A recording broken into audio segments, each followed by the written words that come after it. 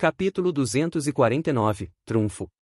Tanto Noa, quanto Ygner e os outros se prepararam, não importava o que acontecesse, eles deveriam manter o perímetro que conquistaram a qualquer custo. Do outro lado, Fernando observou com olhos frios os orcs que pareciam embriagados. Mate, disse, com um rosto frio. Teodora, Gabriel e Argos com seu pelotão atacaram, cheios de vontade de matar. As pequenas esferas que os arqueiros haviam usado eram as bombas estáticas que ele havia comprado de Carius antes de contratá-lo, na negociação pelos restos mortais do Obscuro. Apesar de serem pequenas, tinham efeitos incríveis. Bomba estática, paralisa e deixa o corpo do alvo lento, alcance 10 metros quadrados. Vendo os orcs paralisados, ficou encantado, era uma incrível arma de guerra. Lembrando que essa era uma invenção pessoal de Carius, começou a pensar sobre o que aconteceria se ele começasse a fabricar isso em massa. Como Carius agora era seu contratado, todo o lucro potencial disso seria dele. Quanto dinheiro eu não conseguiria se vendesse isso para o salão? Pensou. Apesar dos pensamentos, Fernando logo balançou a cabeça, não era o momento de pensar em coisas assim. Mesmo que estivessem sob o efeito das bombas estáticas, elas foram feitas visando ser usadas em humanos, orcs eram muito mais fortes, então os efeitos não durariam muito. Logo um verdadeiro massacre se iniciou, todos os orcs dentro do Grande V começaram a sofrer um abate incondicional. Alguns tentavam resistir, apenas para se verem impotentes, seus corpos não respondiam corretamente a seus comandos. Os orcs fora do perímetro logo entenderam que havia algo de errado e se apressaram para ajudar seus companheiros, mas Noa e Ygner se colocaram no caminho, impedindo seu avanço. Enquanto isso, Argos levou seu pelotão para garantir as laterais do perímetro. Se os orcs invadissem, todo o plano iria por água abaixo. Olhando de lado, Argos encarou o jovem pálido, que parecia frenético, a cada balançar de espada, ou manejo com sua magia, orcs morriam. Olhando para o estado decadente dos orcs, que nem conseguiam resistir, o medo apareceu em seus olhos. Ele é perigoso. Pensou, olhando para Fernando. Kelly atualmente tinha uma expressão sanguinária, com os orcs imóveis, ela andou calmamente, puxando seu arco sem precisar mirar muito. Como os orcs estavam afetados pelas bombas, estavam indefesos às suas flechas. A cada disparo, acertaria o crânio de um deles. Um sorriso incomum e sombrio levantou-se em seu rosto, como se estivesse em deleite, algo que ninguém associaria à quieta e tímida Kelly que conheciam. Emily por outro lado parecia indiferente, com sua besta, ela tirou várias flechas embebidas em chamas, que explodiam ao atingir seu alvo. Vários orcs gritaram ao serem atingidos. Ela se sentia mal ao ver a agonia e dor em seus rostos, mas depois de tantos campos de batalha e matanças, Emily começou a se sentir anestesiada em relação a isso. Toda a compaixão e remorso que sentirá desde a primeira missão, quando mal conseguia matar goblins negros, eram quase inexistentes. Carol avançou a passos largos, ao seu lado Remir, com cada ataque de um deles, mataria um orc, que urrava, cheio de dor e desespero. Mesmo sabendo que orcs eram criaturas cruéis e impiedosas, sentiu seu coração se apertar sempre que fincava sua lança no coração de um deles. Matar alguém paralisado, completamente indefeso, era diferente de matar alguém que lutava e tentava matá-la.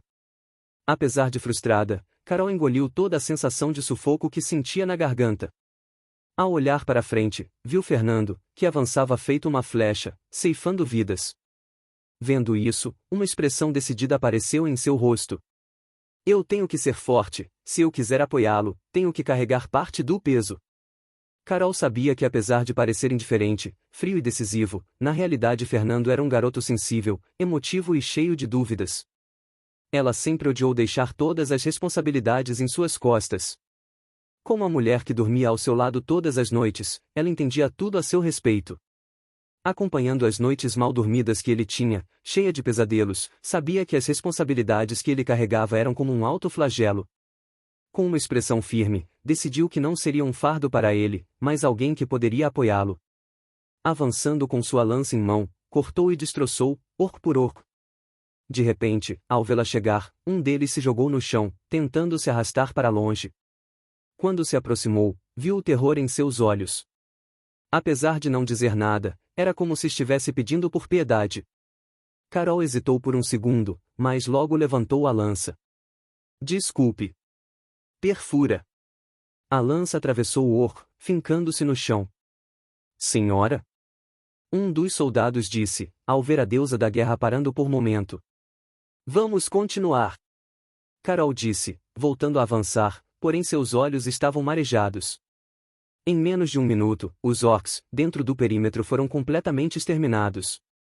Ao todo, eles haviam matado mais de 250 inimigos. Apesar disso, era um número pouco relevante no cenário total. Do outro lado, os outros batalhões tinham matado pouco mais de 700 orcs, mas ainda restavam quase 1000 deles, enquanto seus números diminuíram pouco a pouco. Dos 1.500 homens do 10º, 11º e 12º batalhões na linha de frente, só restavam pouco mais de 800.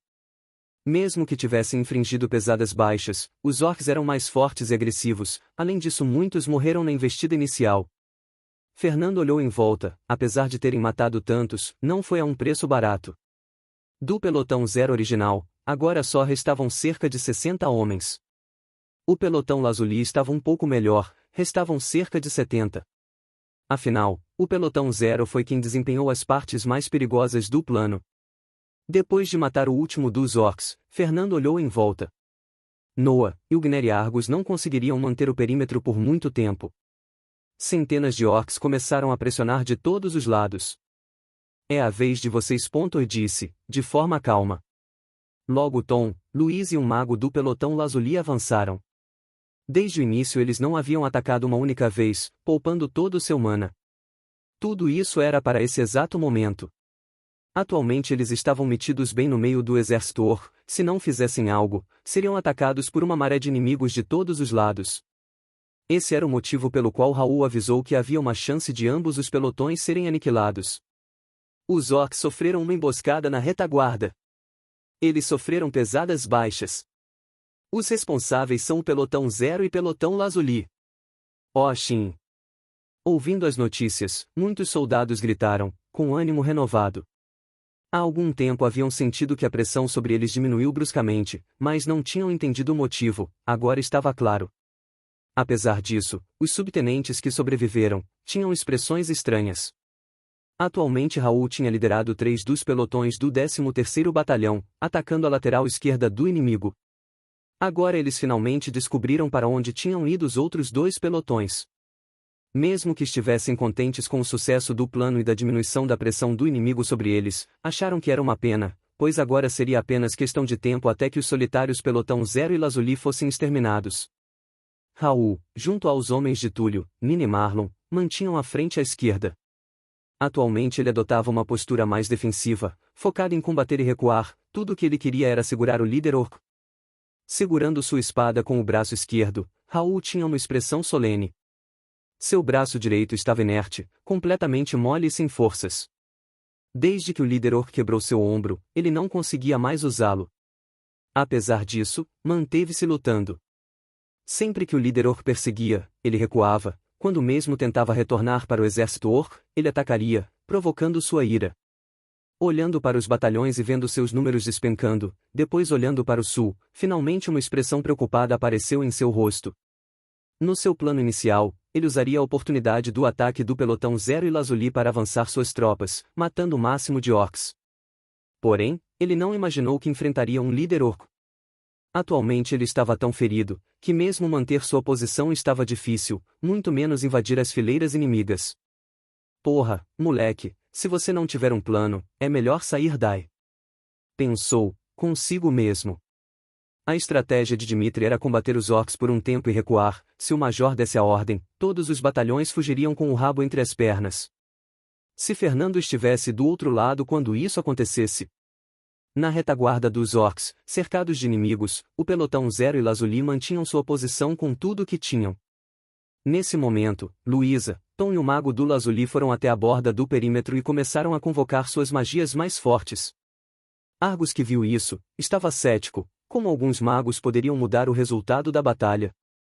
Logo Luísa formou uma bola de fogo, era do tamanho de 3 bolas de futebol juntas. Os soldados ficaram estupefatos, era uma magia muito poderosa. Por outro lado, o mago lazuli tinha uma bola de fogo muito mais comum, apenas do tamanho de uma bola de futebol, a diferença e qualidade de ambos eram gritantes. Nesse momento, Tom, que estava com os olhos fechados, levantou a mão esquerda, depois a direita. Por que ele está fazendo todo esse teatro? Ele não vê a situação em que estamos? Um dos soldados do pelotão Lazuli reclamou. Cala a porra da boca e assiste. Lance disse, com um olhar irritado. O soldado queria retrucar, mas não se atrevia. O homem à sua frente era muito forte, com seu braço metálico, ele o viu matar orcs com facilidade e ferocidade. De repente, Tom abriu os olhos. TSSS. Uma grande bola de fogo de 3 metros de diâmetro surgiu acima de sua cabeça. Quando todos viram isso, arregalaram os olhos, não só os membros do pelotão Lazuli, mesmo os soldados do pelotão Zero ficaram estupefatos, apenas os membros originais do Esquadrão Zero mantinham-se calmos, como se soubessem o que estava por vir. Theodora tinha um largo sorriso, enquanto observava Tom. Ataquem! Uma voz fria soou, Fernando deu a ordem.